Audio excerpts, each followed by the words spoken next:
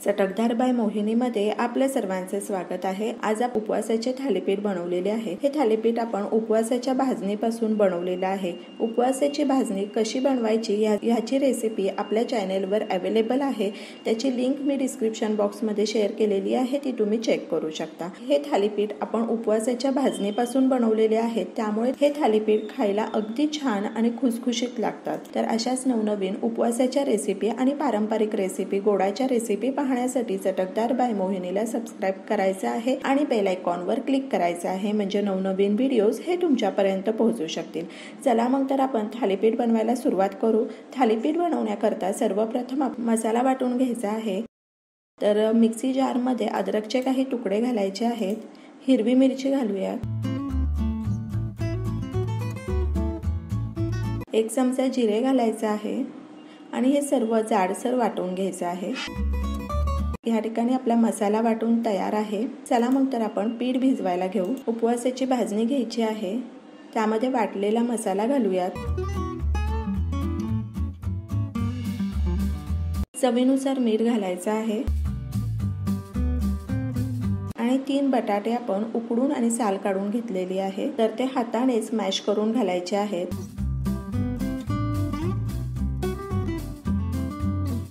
कोथिंबीर घालूयात।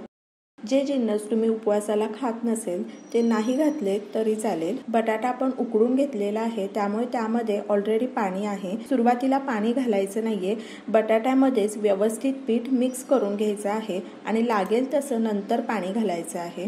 आपल्याला हे पीठ अगदी पातळही नाही बनवायचं आणि अगदी घट्टही नाही ठेवायचं, मध्यम असं पीठ बनवून घ्यायचं आहे।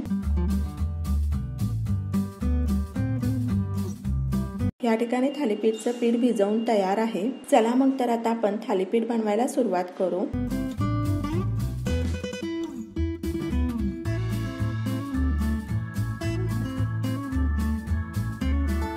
सुती कपडा ओला करून घेतलेला आहे, त्यावर पाणी घालूयात आणि पिठाचा गोळा घ्यायचा आहे आणि अशा प्रकारे तो पसरवून घ्यायचा आहे। पाण्याचा हात घेऊन थालीपीठ मस्त पातळ पसरवून घ्यायचे आहे।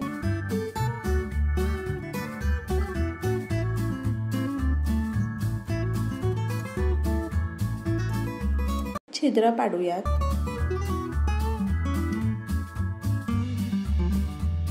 तर या ठिकाणी तवा गरम झालेला आहे, त्यावर तेल सोडायचं आहे आणि थालीपीठ घालूयात। तेल सोडायचं आहे,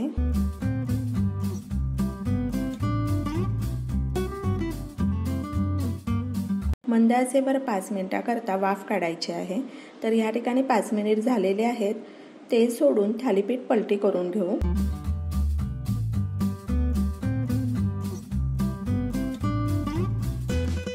थालीपीठ आपण मध्यम आचेवर त्याला लालसर कलर येईपर्यंत छान खरपूस भाजून घेणार आहोत आणि ते थालीपीठ होईपर्यंत दुसरं थालीपीठ थापून घ्यायचं आहे।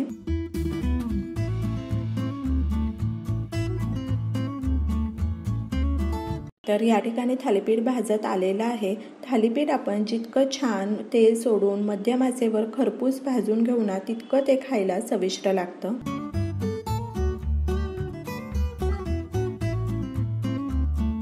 तर थालीपीठ भाजून तयार आहे, काढून घेऊयात आणि अशाच प्रकारे आपण सर्व थालीपीठ भाजून घ्यायचे आहेत।